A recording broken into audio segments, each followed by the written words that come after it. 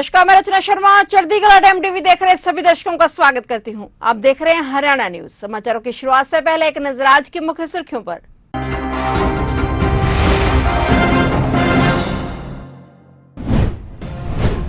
सिखों के 5वें गुरु अर्जुन देव जी के शहीदी दिवस पर सीएम मनोहर लाल ने किया नमन। सीएम बोले, धर्म और संस्कृति के रक्षक थे गुरु अर्जुन देव जी। भाजपा जसपा साथ मिलकर लड़ेंगे नगर परिषद का चुनाव। बीजेपी जेजेपी के वरिष्ठ नेताओं ने लिया फैसला। हरियाणा के सीएम मनोहर लाल का दिल्ली दौरा रद्द। बीजेपी के राष्ट्रीय अध्यक्ष जेपी नड्डा से सीएम खट्टर ने करनी थी मुलाकात।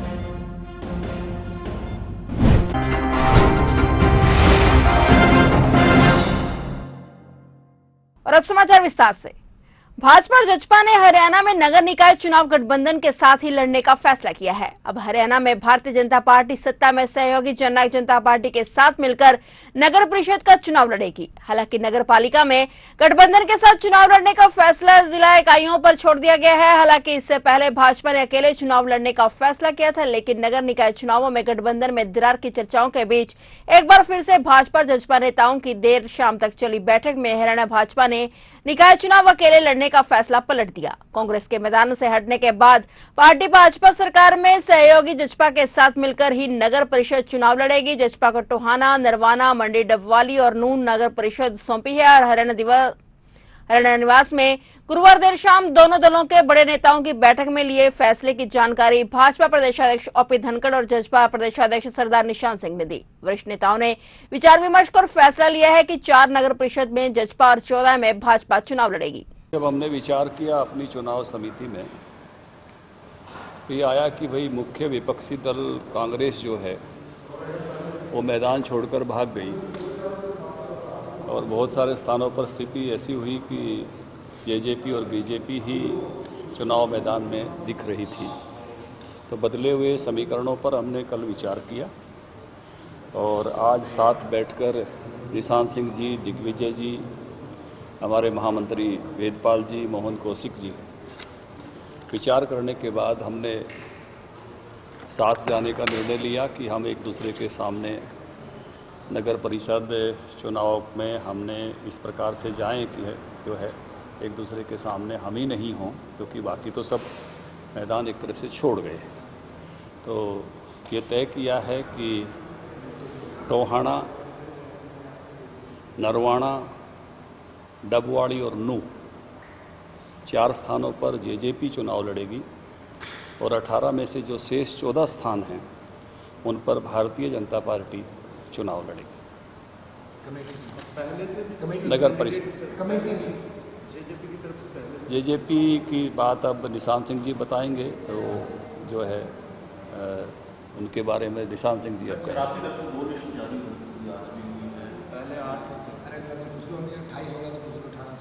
नहीं, हमने लिस्टें जारी की हैं हमारे राष्ट्रीय अध्यक्ष जी ने। तो कल ही आदरणीय डिप्टी सीएम साहब के पास अध्यक्ष जी का, तावड़े साहब का मैसेज था कि सारे मामले को रीथिंक करें और इस पर पुनर्विचार करें बैठकर। तो आज हम इकट्ठे हुए और जो बात अध्यक्ष जी ने कही है उसी तरीके से मिलकर के लड़ेंगे। और जैसे इन्होंने बताया कि टोहाना, नरवाना, डबवाली और नू जननायक जनता पार्टी लड़ेगी और बाकी 6 सीटों पे Bharatiya Janata party. Sir, symbol किस तरीके से रहने वाला है? सिंबल को लेकर जो है पहले भी कहा गया था कि बीजेपी और जेजेपी सिंबल से चुनाव लड़ रही, सिंबल का क्या कुछ रहेगा? ये सिंबल का ही तो बताया हमने ऐसा ही अनाउंस किया था। ऐसा ही लड़ेंगे 28 चुनाव बाकी है, वहाँ पर क्या रेशो रहेगा? वो हमने स्थानीय इकाइयों पर छोड़ा हुआ है, उसकी पार्टी वाइज नहीं बता रहा हूँ ना, वो हमने जिलों पर छोड़ा हुआ है और जिलों के आधार पर ही वहाँ हमने कहा है कि वहाँ भी जो बात है आपस में जिलों में जो है वो जेजेपी और बीजेपी के साथ ही कर लेंगे। पहले से तुम साथ नहीं आए, पहले हमको लग रहा था कि कांग्रेस पार्टी मुख्य विपक्षी दल के रूप में आएगी और एक अपने अपने कैडर का हम जोड़कर रखें, क्योंकि विधानसभा में हम साथ जाते हैं तो अपना अपना कैडर साथ दिखाई देगा। लेकिन जब लगा हम ही आमने सामने बच गए, एक ही प्रकार के संगठन के लोग, एक तरह से जुड़े हुए लोग, तो फिर लगा कि बदले हुए समीकरण के हिसाब से हमको इसमें जो है इस रास्ते पर आए कि अब हम मिलकर जाएं। हरियाणा के मुख्यमंत्री मनोहर लाल खट्टर आज एक दिवसीय दौरे पर दिल्ली जाने वाले थे, लेकिन किन्हीं कारणों के कारण उनका दौरा रद्द कर दिया गया। गौर रहे कि बीजेपी के राष्ट्रीय अध्यक्ष जेपी नड्डा से सीएम मनोहर लाल खट्टर ने बैठक करनी थी। सीएम के साथ प्रदेश अध्यक्ष ओम प्रकाश धनखड़ ने भी इस बैठक में शामिल होना था। फिलहाल इस बैठक को स्थगित कर दिया गया। आज सिखों के 5वें गुरु अर्जुन देव जी का शहीदी दिवस है। श्री गुरु अर्जुन देव जी के शहीदी दिवस के मौके पर सीएम मनोहर लाल ने श्री गुरु अर्जुन देव जी को नमन किया है। सीएम मनोहर लाल ने कहा कि गुरु अर्जुन देव जी धर्म और संस्कृति के रक्षक थे। सीएम ने कहा कि मानवता की सेवा हेतु आपकी शिक्षा हमें सदैव प्रेरित करती रहेगी। हरियाणा में निकाय चुनाव का बिगुल बज चुका है। 19 जून को आम चुनाव की तारीख रखी गई है और राजनीतिक पार्टियों ने अपने अपने उम्मीदवार मैदान में उतारने शुरू कर दिए हैं। करनाल जिले में भी निकाय चुनाव को लेकर गतिविधियां तेज हो गई हैं। भाजपा पार्टी अपने सिंबल चुनाव लड़ रही है और भारतीय जनता पार्टी ने अपने उम्मीदवारों की घोषणा भी कर दी है। तिरावड़ी नगर पालिका चेयरमैन पद के लिए राजीव नारंग व घरोंडा नगर पालिका से हैप्पीलक गुप्ता ने भी भाजपा उम्मीदवार के रूप में ताल ठोक दी है, जिसको लेकर आज भारतीय जनता पार्टी कार्यालय में जिलाध्यक्ष योगेंद्र ने तिरावड़ी नगर पालिका से राजीव नारंग व घरोंडा से हैप्पीलक को टिकट सौंपी और मिठाई खिलाकर उनको बधाई दी। इस मौके पर नीलोखेड़ी के पूर्व विधायक भगवान दास, कबीरपंथी, स्वच्छ भारत मिशन के वाइस चेयरमैन सुभाष चंद्र, जिला महामंत्री राजवीर शर्मा, देवेंद्र कामरा, रंजीत भारद्वाज, सोहनलाल गुप्ता, शिवांग सवल सहित अन्य भाजपा कार्यकर्ता मौजूद रहे। और जो मेरी पार्टी तो नहीं है, मेरा परिवार है। मेरे परिवार ने जो जिम्मेदारी मुझे लगाई है, मैं उसका अपने तन मन धन से उसको पालन करूंगा और ये सीट लाके अपने परिवार की झोली में डालने का प्रयास करूंगा। आपको विश्वास था कि भारतीय जनता पार्टी आपको अपना प्रत्याशी बनाएगी? देखिए, ये तो जो भी हमारे प्रमुख नेतृत्व होता है उन्हीं का फैसला होता है, और नेतृत्व जिसे भी चुनेगा वो अच्छा ही होगा। भारतीय जनता पार्टी विश्व की सबसे बड़ी पार्टी है, इसका कैंडिडेट बनकर आपको कैसा महसूस हो? बहुत मैं गर्व महसूस कर रहा हूँ कि आज इस बड़े परिवार ने, पूरे इंडिया ही नहीं पूरे वर्ल्ड में सबसे बड़ा परिवार है भारतीय जनता पार्टी का, और इन्होंने मुझ पर ये भरोसा जताया है कि राजीव नारंग इनकी ये सीट लाने के लिए काबिल है। तो इसके लिए मैं बहुत गर्व महसूस कर रहा हूँ और तहे दिल से शीर्ष नेतृत्वों का और सभी पदाधिकारियों का तहे दिल से धन्यवाद करता हूँ। जीत के प्रति कितने आश्वस्त हैं? जीत परमपिता जिसे अच्छा समझेंगे उसे ही जीत दिलवाएंगे, पर मैं जीत के प्रति आश्वस्त हूँ। जननायक जनता पार्टी ने टोहाना नगर परिषद चुनाव में चेयरमैन चुनाव को लेकर अपने प्रत्याशी के तौर पर रमेश गोयल के नाम की घोषणा कर दी है। अपने टिकट की घोषणा के बाद पहुंचे रमेश गोयल का जोरदार स्वागत किया गया।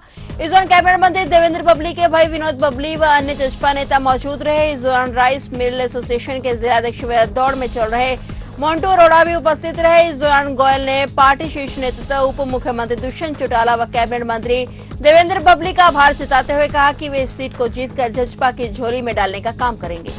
मैं तो कैबिनेट मंत्री देवेंद्र सिंह बबली जी का, सरदार निशान सिंह जी का, हमारे शीर्ष नेता पार्टी के हैं जो उनका, और ख़ास तौर पे मोन्टू अरोड़ा जी का, सुशील अरोड़ा जी जिनको कहते हैं, इनका बहुत बहुत आभारी हूँ। बहुत बहुत दिल से शुक्रिया अदा करता हूँ कि इन्होंने मेरे पे विश्वास दिलाया, और पार्टी नेताओं ने हमारे को, हम दो कैंडिडेट थे, दोनों में से एक पर विश्वास आपस में तालमेल करा के एक पे करवाया ताकि हमारी मजबूती बने। मुद्दे तो अनेक हैं जी, सारे मुद्दों को हम दूर करेंगे। हर एक मुद्दे हैं। मेन मुद्दा क्या रहेगा? मेन मुद्दा यहाँ जो था जल भराव का था, वो जल भराव का मंत्री जी ने पहले से ही 34 करोड़ रुपए की ग्रांट लिया करके उसका काम भी अब लागू हो गया है। अब अगला जो बरसाती सीजन आएगा उससे पहले वो समस्या का समाधान होगा। तो नामांकन की डेट रखी है, उसमें हमारे कैबिनेट मंत्री देवेंद्र बबली जी और सरदार निशान सिंह जी आएंगे, और अभी स्थान तय करना है, अभी बैठ के हम करेंगे यहाँ, वो सारों को हम बात करेंगे। 4 जून को नाम भरा जाएगा। 4 जून।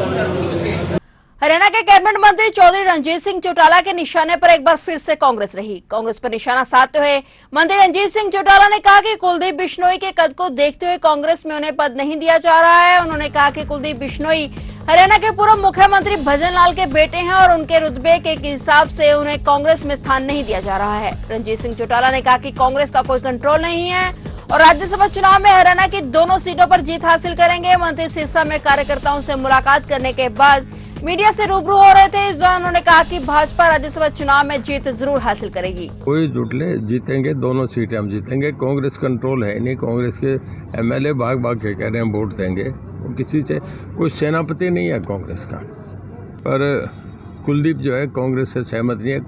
कुलदीप को भजनलाल जी का बेटा, उसके कद में नहीं रखा जा रहा, उसे नीचा करेंगे कैसे रहेगा। क्या स्थिति क्या लग रही है सर राज्यसभा चुनाव को लेकर? देखिए दोनों सीट, एक तो क्लियर है ही, हमारी जो बीजेपी का कैंडिडेट लड़ रहे हैं वो तो कृष्ण पवार, वो तो जीतेंगे। दूसरी सीट भी हम अच्छे वोटों से जीतेंगे। निकाय चुनाव भी सर सरगर्मियां बढ़ गई हैं, क्या कहेंगे, क्या स्थिति रहने वाली? निकाय चुनाव में जीतेंगे जी, हर जगह हमारी मेजोरिटी आएगी।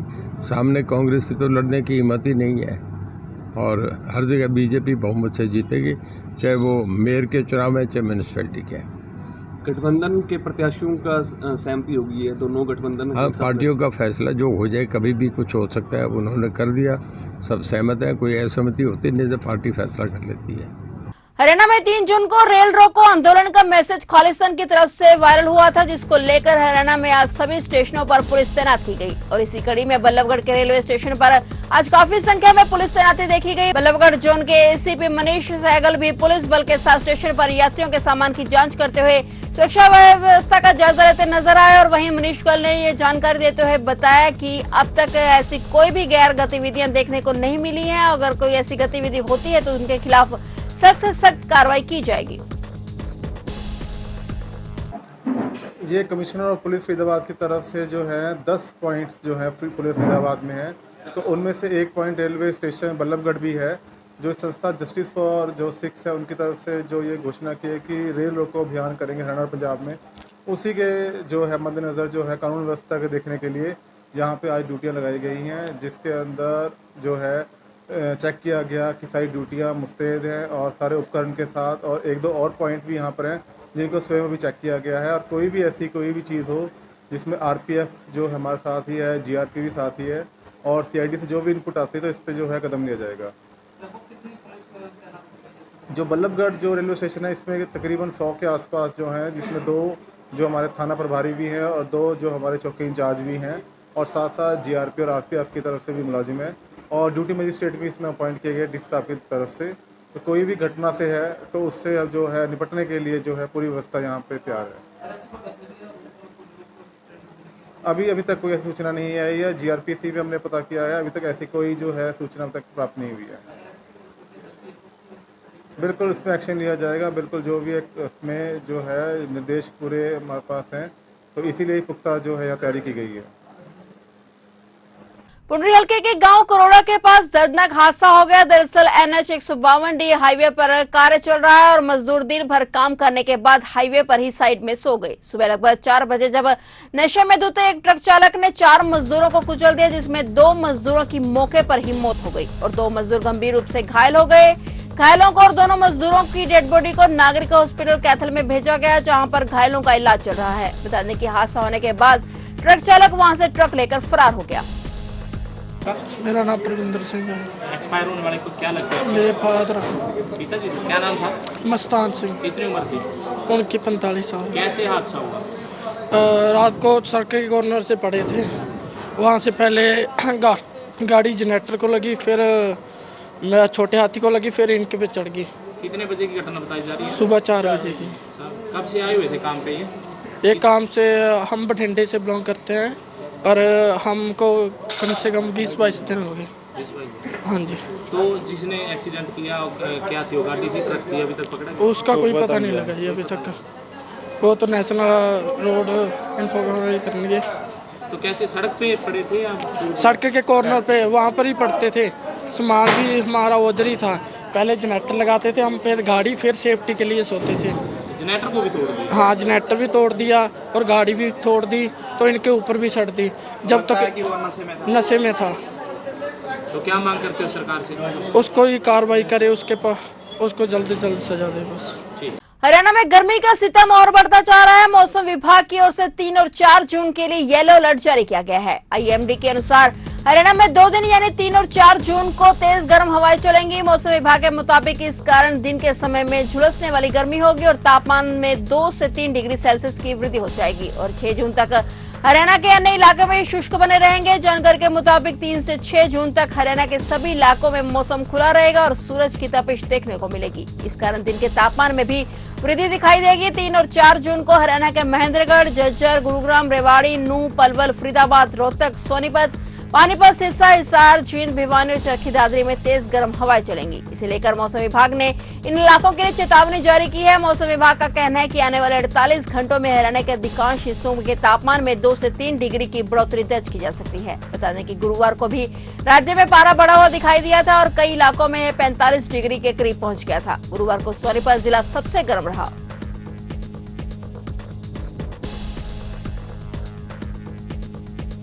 फिलहाल हरियाणा न्यूज में इतना ही और नए समाचारों के साथ फिर से हाजिर होंगे। तब तक के लिए देखते रहिए चढ़ती कला टाइम टीवी और अब मुझे दीजिए इजाजत। धन्यवाद।